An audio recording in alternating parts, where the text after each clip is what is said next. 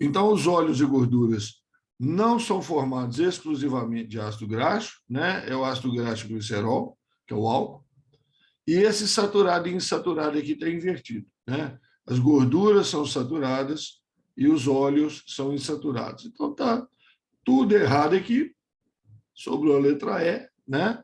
Deve estar correta, né? Espero que, se ela não estiver correta, nós comemos mosca alguma coisa aqui em cima, é verdade? Então, o DNA e o RNA são polímeros, tá certo? São moléculas grandes, né? Polímeros, moléculas grandes, formadas de nucleotídeos, né? Com função informacional. Isso aqui é um termo recente, viu? Que o pessoal vem utilizando, quer dizer, função de armazenar informação no tocante ao processo de produção de proteína. Certíssimo, né? DNA e o RNA armazenam a informação genética, que são os genes, né, responsáveis pela formação das proteínas, a síntese de proteína. Beleza? Certinho? Então, questão 1, apesar do tombo aí, vamos adiante. Muito bem, questão 2.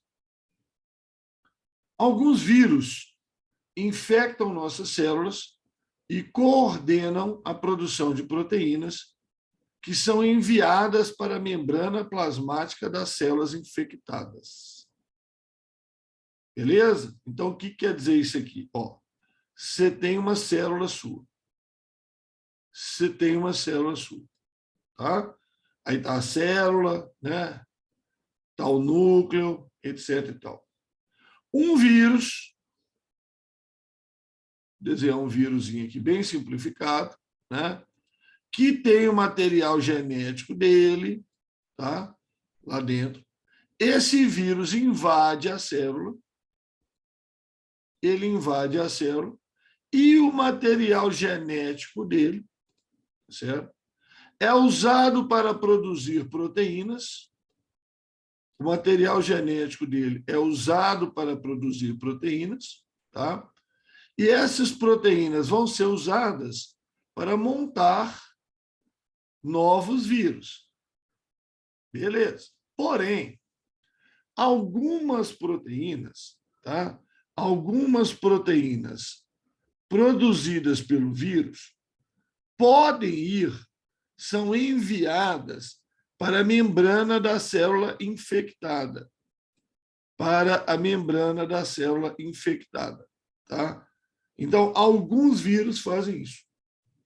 Eles invadem a célula, jogam material genético deles lá dentro. O material genético é usado para produzir proteínas e montar novos vírus, tá? Mas produz também algumas proteínas que podem ir para a membrana da célula, tá? O vírus da AIDS, por exemplo, faz isso, tá? Aí você vai me perguntar, mas para que servem essas proteínas aqui? Essas proteínas vão ser usadas, essas proteínas da membrana, elas vão ser usadas, tá? Em mecanismo do vírus sair da célula. Tá? Elas vão ser usadas como mecanismo do vírus sair da célula. Então, isso acontece, certo? Isso aí acontece, essa possibilidade aí acontece. Bom, então, essas proteínas são sintetizadas onde? Essas proteínas são sintetizadas onde? Certo? Então, nós temos uma série de opções aqui. Aí você sabe que proteína é sintetizada no ribossomo. Proteína é produzida no ribossomo. Tá? Então, o núcleo celular está fora, a mitocôndria está fora, o complexo de Golgi está fora. Proteína é produzida no ribossomo. Só que tem dois tipos de ribossomo. Tem ribossomo livre, ribossomo que está solto aí no hialoplasma, e tem ribossomo do retículo endoplasmático rugoso. Tá? Proteínas que são produzidas e mandadas para membranas, para qualquer membrana, pode ser a membrana plasmática, pode ser outras membranas que tem dentro da célula. Tá? Essas proteínas são produzidas no retículo rugoso. Tá? elas são produzidas no retículo rugoso. Certo? Resposta aqui é a letra E. Tá? Aí você vai falar o seguinte, Ramon, mas essa aí ia me pegar. Essa aí ia me pegar, porque eu ia falar que proteína é produzida no ribossomo. Sim, poderia te pegar sim. Mas tem uma informação aqui para você. Tá? Tem uma informação aqui para você. Quando o ribossomo livre, que esses ribossomos que estão soltos, não estão no retículo, produzem proteínas, elas ficam soltas no citoplasma. Elas ficam soltas no citoplasma. E quando o retículo rugoso produz proteína, ele coloca um trecho na proteína, ele coloca um trechinho na proteína, uma sequência de aminoácidos, que a gente chama de peptídeo sinal. Tá? Peptídeo sinal. Certo? Então, quando o retículo rugoso, vamos lá, quando o retículo rugoso produz proteínas, tá? Ele coloca um trecho inicial chamado peptídeo sinal, que endereça a proteína para uma determinada região da célula. Tá? Então, se o retículo rugoso produz uma proteína que é para ir para o núcleo, ele bota ali um peptídeo, um trechinho de aminoácidos, que a célula interpreta que aquilo é um endereçamento para essa proteína ir para o núcleo. Se é uma proteína para ir para a mitocôndria, ele põe um trechinho que endereça para a mitocôndria. É como se fosse uma carta, né? Que você põe lá o destinatário. Tá? Então, isso chama endereçamento. Tá? Aí você fala assim, Ramon, mas eu nunca vi falar disso. Nas aulas aí, eu nunca vi falar de endereçamento. Pode ser que você nunca ouviu falar, mas no Enem já caiu umas 3 vezes. Tá? Esse endereçamento de proteínas, proteínas produzidas no retículo rugoso, endereçadas para outra organela. Isso, ou membrana, no caso aí, já caiu no Enem já umas 3 vezes. Certo? É assunto super moderno, tá? Já caiu no Enem aí umas 3 vezes. Certo? Durante o esforço muscular excessivo, por exemplo, ao participar de uma maratona olímpica, pode haver hipóxia. Hipóxia. Pouco oxigênio. Pode haver falta de oxigênio nas células musculares dos atletas. Então, durante uma maratona, que é uma corrida de 42 quilômetros, né, chega uma hora que pode faltar oxigênio na célula muscular do atleta. Então, se falta oxigênio, não dá para fazer mais respiração celular aeróbica. Não dá. Então, o músculo vai ter que apelar para um processo anaeróbico, que é uma fermentação. Então, nesse caso, as células continuam produzindo energia graças à realização de um tipo de fermentação, que é a fermentação lática. Tá? Que é a fermentação lática. Beleza? Certinho? Então, isso é um caso, né? Isso é um caso particular, certo? Deixa eu apagar isso aqui, que eu fiz uma coisinha errada aqui. Fermentação lática. Peraí, eu estou puxando errado aqui. Ah, não, tá certo. Peraí. Segundinho, tem que puxar daqui. Fermentação lática.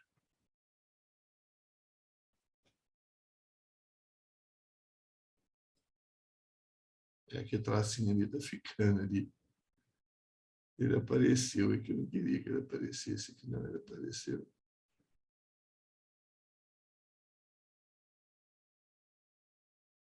Notate.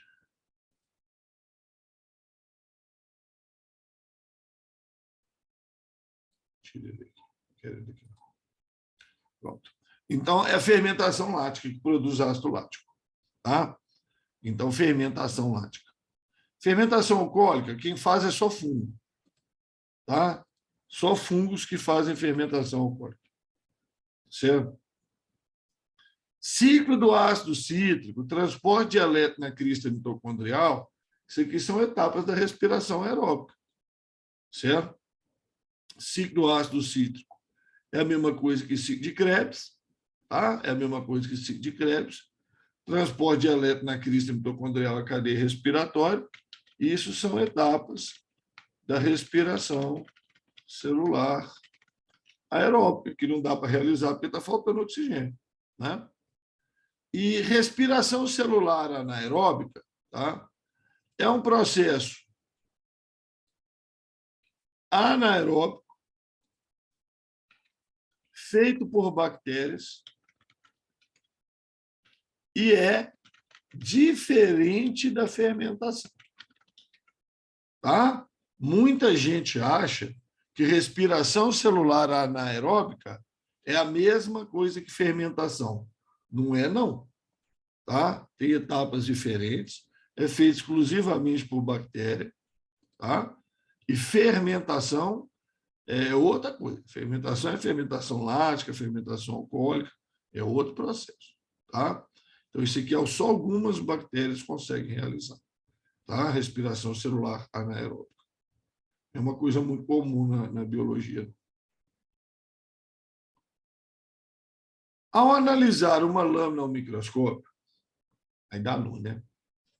Observou-se a presença de dois tecidos, sobrou um dia aqui, dois tipos de tecidos. O tecido 1 é formado por células de formato geométrico, com pouco material intercelular. Então, pouco material entre as células. Então, o tecido 1, ó, células de formato geométrico, com pouco material entre as células. Então, células grudadinhas umas nas outras. Isso é o tecido 1. O tecido 2, mais afastado da superfície, então quer dizer que o 1 está perto da superfície. Constitui de células de formas variadas, células arredondadas, células ovaladas, células estreladas, células todas doidas, certo? Separadas por abundante material entre as células. Abundante material entre as células. Tá? Contendo algumas fibras grossas evidenciadas por uns corantes usados na preparação do material. Baseando-se na descrição acima, tecido 1, esse aqui de cima, tecido 1, células de formato geométrico, com pouco material entre elas, quer dizer, bem grudadinhas, isso é tecido epitelial. Isso é tecido epitelial. E se ele é o que está próximo da superfície, ele é de revestimento. Agora, o 2, afastado da superfície, células de formato variado, com muito material entre as células, é tecido conjuntivo. É tecido conjuntivo. Então, gente, o assunto tecidos, o Enem pergunta pouco. Tá? Pergunta pouco. Mas a tendência dele é, quando perguntar coisa desse jeito. Tá certo? É perguntar coisa desse jeito. Existe um tecido, tá? Que o Enem ama,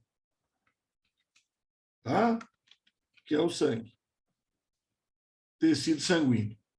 Tá? Esse aqui o Enem ama. Já perguntou várias vezes que a hemácia transporta oxigênio, que os glóbulos brancos são células de defesa, que as plaquetas participam da coagulação do sangue. Tá? Então, o sangue, o Enem ama. Tá? Agora, os outros tecidos, quando eles perguntam, geralmente é uma coisa assim mais tranquila. Eles não costumam pegar pesado em tecido, não. Tá? Lesões no sistema nervoso central. Lesões no sistema nervoso central. O sistema nervoso central envolve o cérebro e a medula espinhal. Quer seja por traumatismo, pancada, ou acidente vascular, problema no vaso sanguíneo, tá? Acidente vascular é problema no vaso sanguíneo. Pode ser rompimento ou entupimento, tá? É acidente vascular. Produz uma grande diversidade de efeitos sobre o organismo. O conhecimento das funções desempenhadas por cada região do sistema nervoso é fundamental para avaliar as lesões, os seus efeitos e os procedimentos terapêuticos a serem executados. Então, o que ele está querendo dizer? O traumatismo ou acidente vascular, a consequência dele depende da região onde ele aconteceu. Então, aqui atrás, aqui na nuca, você tem a área da visão, interpretação da visão. Um AVC, um acidente vascular cerebral ali, pode deixar o sujeito cego. Entendeu? Aqui, você tem a área motora. O lado direito do seu cérebro controla seu braço e perna esquerdo. Se você tiver uma lesão aqui, ó, né, do lado direito do seu cérebro, você pode perder o movimento ou a sensibilidade, depende da região, do lado esquerdo do seu corpo. Então, é isso aí, tá? Que está querendo dizer. Suponha que o indivíduo sofreu um acidente vascular encefálico que tornou incapaz de digitar corretamente mensagens em seu smartphone. Preste atenção. Ele consegue digitar mensagens, mas as mensagens não saem corretas. Entendeu? Ele não é incapaz de digitar a mensagem. Ele é incapaz de digitar corretamente, levando a um grande número de erros por pressionar teclas erradas. Então, ele vai pressionar uma tecla, pressiona outra. Ele vai pressionar uma tecla, pressiona outra. Então, o que significa isso? O sujeito perdeu o quê? A coordenação motora. Ele perdeu a coordenação de movimentos. Ele não consegue fazer movimentos delicados. Ele vai apertar uma tecla, aperta outra. Tá? Então, se ele perdeu coordenação motora, a região do sistema nervoso afetada pela lesão provavelmente é qual? Qual que é a região do sistema nervoso central que controla coordenação motora, que controla também o equilíbrio, tá? É o cerebelo. O cerebelo. Ele controla equilíbrio, coordenação motora. Tá? O córtex sensorial do cérebro, tá? Então, interpreta estímulos sensoriais. Dor, por exemplo. Dor, por exemplo. PE, por exemplo, tá, gente? Ponte controla movimento respiratório. Bulbo, batimentos cardíacos, movimentos respiratórios, tá? O mesencéfalo, uma das coisas que ele controla é o seu tempo de sono. O tempo que você dorme, o tempo que você fica acordado. Controla outras coisas também, mas o mais famoso é o sono, tá? Então, se o sujeito não consegue digitar corretamente, perdeu coordenação motora. Se ele perdeu coordenação motora, lesão do cerebelo. Tá? Que fica aqui atrás, abaixo da área da visão, né? A área da visão está no cérebro, Abaixo do cérebro tem o cerebelo, que faz parte do encéfalo, controla equilíbrio e coordenação motora. Beleza? Questão 6. Caramujos da espécie Bionfalaria glabrata. Isso aqui é caramuja xistose, não é? É. Isso é o caramuja xistose. Tá? Então isso é uma questão sobre xistose. Calma, calma. Podem realizar autofecundação. Então, se você larga o caramujo sozinho lá dentro da água, lá, ele sozinho, ele cruza com ele mesmo. A pigmentação do corpo desses animais depende de um gene com um par de alelos que determina a presença ou ausência de melanina.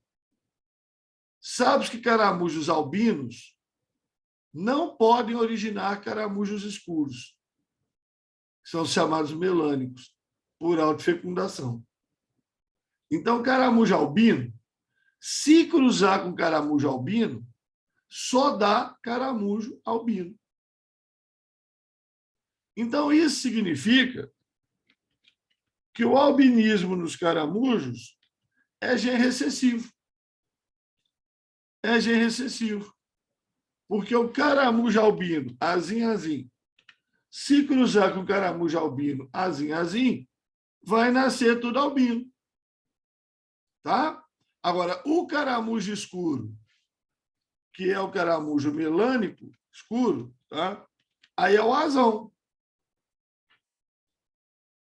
Ramon, mas se o caramujo melânico cruzar com melânico, vai dar tudo melânico. Nem sempre. Nesse caso aí, sim. Mas nesse caso aqui, não. Esse caramujo não tem um azão? Ele é melânico. Esse aqui não tem um azão? Ele é melânico. Mas o descendente pode pegar o azinho de um, o azinho do outro, tá certo? E nascer caramujo albino. Quer dizer, do um e do outro, na verdade, é o mesmo caramujo, né? É autofecundação. Bom, considerando as informações apresentadas, correto afirmar: o alelo para a condição albina é dominante. Não. Não. Tá? Porque sempre que eu cruzar o albino com ele mesmo, vai dar albino. Tá? Agora, nem sempre que eu cruzar o melânico com ele mesmo, vai dar melânico. Certo? Então, o melânico é dominante, o albino é recessivo. A proporção fenotípica na autofecundação de albinos é 3:1. Não. Autofecundação de albino é albino com albino, vai dar tudo albino. Tem 3:1, não, é tudo albino. Caramujos heterozigotos só podem nascer por autofecundação se o pai, o genitor, né, que só tem um, é autofecundação, for melânico. Correto. Correto. Caramujo heterozigoto, ele só pode nascer se o pai for melânico. Porque se o pai for albino, cruzando com ele mesmo, vai nascer tudo albino. Agora, caramujo melânico, azão. Cruzando com ele mesmo, azão. O que pode nascer na descendência? Azão, azão, azão. Né? Então, o que nós temos aqui? Ó? Caramujo heterozigoto, azão. Só pode nascer por autofecundação se o pai dele também for heterozigoto. E aí é melânico. Então, essa letra C está correta. Mas vamos analisar as outras. Os gametas dos caramujos que se fecundam devem ser diploides. Que é isso, menino? Não tem nada disso, não. Gameta é haploide. Gameta é N, gameta é haploide. A autofecundação origina indivíduos que são clones do caramujo genitor. Gente, muito cuidado com isso. Muito cuidado com isso. Tá? Os alunos costumam achar que isso aqui está correto. Se um animal fecunda ele mesmo, Os descendentes são clones dele. Não. Não. Tá? Porque clone é geneticamente idêntico. Geneticamente idêntico. Então, olha aqui, ó. Se um caramujo, azão, azinho, cruzar com ele mesmo, azão, azinho, os descendentes, todos vão ser azão, azinho? Não. Tem descendente azão, azão. Então, tem descendente diferente do pai. Tem descendente azinho, azinho. Tem descendente diferente do pai. Tá? Então, não é clone, não. Tá? Toma muito cuidado, porque quando eu falo que o caramujo está cruzando com ele mesmo, não é um gene só. São todos os genes do caramujo cruzando com todos os genes do caramujo. Certo? Par a par, né? E aí, pode dar igual, pode dar diferente. Depende do genótipo. Então, muito cuidado com isso. Tá? Isso não é clone, não. Tá certo? Indivíduos azão, azinho, cruzados com ele mesmo, pode dar indivíduo azinho, azinho. Você está cansado de saber disso. Você está calvo de saber disso. Mas engana, viu? Engana, esse aqui engana. Essa letra E aqui é perigosa. Tá? 7. Considere os micro-organismos seguintes, todos identificados por seus nomes específicos. Bom, então, caímos numa questão de classificação de ser vivo. Temos a Escherichia coli, a Entamoeba coli, o Balantidium coli e a Entamoeba histolítica. Todos esses organismos. Ah, eu não sei o que é isso. Não interessa. Não interessa. Devia saber. Escherichia coli é uma bactéria. Entamoebas são amebas protozoários. O Balantidium também é um protozoário. Certo? Mas não interessa, não faz diferença. Tá? Devemos encontrar uma maior semelhança na constituição do material genético ao fazer a comparação de fragmentos de DNA extraídos de quem? Gente, maior semelhança na constituição do material genético, tá? É maior parentesco evolutivo. É maior parentesco evolutivo. A semelhança do material genético é maior quanto maior for o parentesco evolutivo. Aí os alunos fazem o seguinte: mas o 1, o 2 e o 3 são da mesma espécie.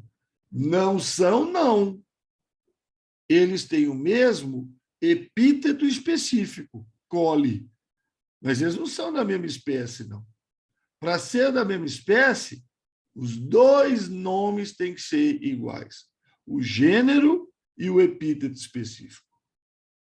Então, Escherichia coli é uma espécie, Entamoeba coli é outra espécie, Balantidium coli é outra espécie. Não tem parentesco nenhum entre eles. Porque o epíteto específico sozinho não diz parentesco. Agora, o 2 e o 4 são do mesmo gênero. O 2 e o 4 são do mesmo gênero. Gênero Entamoeba. Então, o 2 e o 4 são mais parentes. Tá? Não tem ninguém aí que é da mesma espécie. Eles têm o mesmo epíteto específico, mas o epíteto específico não quer dizer nada. Coli quer dizer intestinal. É uma Escherichia que vive no intestino, é uma Entamoeba que vive no intestino, é um Balantídeo que vive no intestino. Coli só quer dizer isso. Não é parentesco. Tá? Não é parentesco. Não é a mesma espécie. Para ser a mesma espécie, os dois nomes tinham que ser iguais.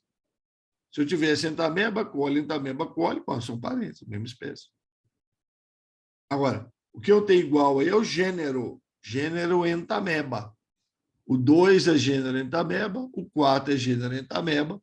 Então, eles são os mais aparentados aqui. 2 e 4. E isso é pergunta manjada, viu? Isso é pergunta extremamente manjada. Tá? Isso é pergunta extremamente manjada. Beleza? Bom, então na biologia vamos parar aqui. tá certo? Porque hoje a gente gastou um tempinho maior aí no início, né?